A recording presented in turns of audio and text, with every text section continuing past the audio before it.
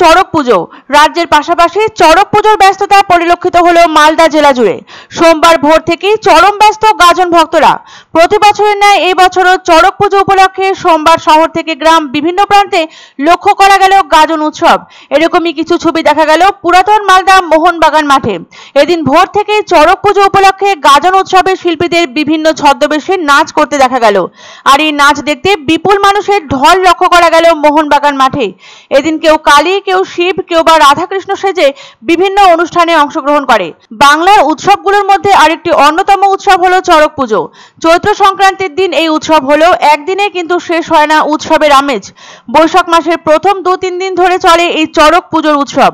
গাজন উৎসবের একদম শেষে আসে এই চড়ক পুজো। এই সময় বিভিন্ন জায়গায় চড়কের মেলা বসে। চড়কের মেলা বাংলার বহু প্রাচীন উৎসব। ব্রহ্মবৈবর্ত পুরাণে শিব ঠাকুরের আরাধনার জন্য চৈত্র মাসে নাচ গান করার বিষয়ে উল্লেখ রয়েছে। সেখান থেকে চড়ক পুজোর ইতিহাস সম্পর্কে জানা যায়। যুগ যুগ ধরে প্রচলিত থাকলেও এই পুজোর সূচনা নিয়ে নানান মতভেদ রয়েছে। পশ্চিমবঙ্গের বিভিন্ন জেলায় এক এক নামে চড়ক পুজোর আচার পালন করা হয়। গম্ভীরা পূজা, শিবের গাজন, নীল পুজো ইত্যাদি ভিন্ন ভিন্ন নামে চড়ক পুজো করা হয়। বাংলা নববর্ষের আগের দিন চড়ক পুজো গ্রাম বাংলার বহু পরিচিত এক রীতি। যদিও শহর ঘেঁষা এলাকায় ক্রমশই হারিয়ে যাচ্ছে এই প্রাচীন প্রথা, তবু তারই মাঝে এখনো নানান জায়গায় নিষ্ঠার সঙ্গে পালিত হয়ে আসছে চড়ক পুজো। রাজ্যের পাশাপাশি পুরাতন মালদার মোহনবাগান মাঠে আয়োজন করা হয় চড়ক পুজোর। চৈত্র সংক্রান্তিতে এই পুজো হয়, যেখানে ভক্তরা গাজন এবং চড়ক পুজোয় মেতে ওঠেন। পুজো উপলক্ষে শোভাযাত্রা ও গাজন শিল্পীদের নৃত্য পরিবেশন করা হয়। এই পুজো মূলত মালদার মুদিয়া মোহনবাগান ফুটবল ময়দানে অনুষ্ঠিত হয়। মালদা শহরে চড়ক পূজা উপলক্ষে বিভিন্ন দেবদেবীর সাজে ঘুরে অর্থ সংগ্রহ করেন গাজন শিল্পীরা।